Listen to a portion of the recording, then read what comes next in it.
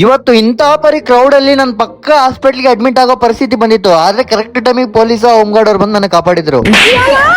ಇವತ್ತು ಮಂಗಳವಾರ ಇತ್ತು. ಪ್ರತಿ ಮಂಗಳವಾರ ಕಂಪಲ್ಸರಿ ನಾವು ಬಳ್ಳಾರಿಯ ದುರ್ಗಮ್ಮ ಗುಡಿಗೆ ಹೋಗ್ತಾ ಇರ್ತೀವಿ. ಅದೇ ರೀತಿ ಇವತ್ತು ಕೂಡ ಹೋದ್ವಿ. ಆದ್ರೆ ಇವತ್ತು ಮಾತ್ರ ಕ್ರೌಡ್ ಅಂತೂ ತುಂಬಾನೇ ಇತ್ತು. ವೈ? ಯಾಕಂದ್ರೆ ರಂಗಮಾಮ 2-3 ದಿನದಲ್ಲಿ ದಸರಾ ಆಯ್ತಲ್ಲ, ಅದಕ್ಕೆ. ಓಕೆ. ಈ ಕ್ರೌಡ್ ಅಲ್ಲಿ ಕಂಪಲ್ಸರಿ ದರ್ಶನ ಆಗ್ಬೇಕಪ್ಪ ಅಂತಂದ್ರೆ ಮಿನಿಮಮ್ 3 ತಾಸು ಬೇಕು. ನಮ್ಗೆ ಗೊತ್ತಿರೋ ಬ್ರದರಿಗೆ ಫೋನ್ ಮಾಡ್ಬಿಟ್ಟು VIP ಲೈನ್ ಹೋಗೋಣ ಅಂತ ಅನ್ಕೊಂಡ್ವಿ. ಅವರು ಒಳಗ್ ಬಾ ಅಂತ ಕರೆದು ಒಳಗ್ ಬಂದು ಫೋನ್ ಮಾಡಿದ್ರೆ ಫೋನ್ ರಿಸೀವ್ ಮಾಡ್ತಿಲ್ಲ.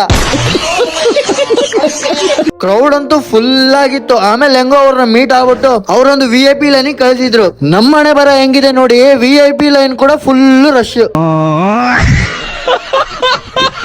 ಒಂದ್ 20 ನಿಮಿಷ ಲೈನಲ್ಲಿ ನಿಂತ್ಕೊಂಡೆ. ಯಾಕೋ ನನ್ ಕೈಲಿ ಆಗ್ತಾ ಇರ್ಲಿಲ್ಲ. ಅಣ್ಣ ನನ್ನ ಕೈಲಿ ಆಯ್ತಾ ಇಲ್ಲ.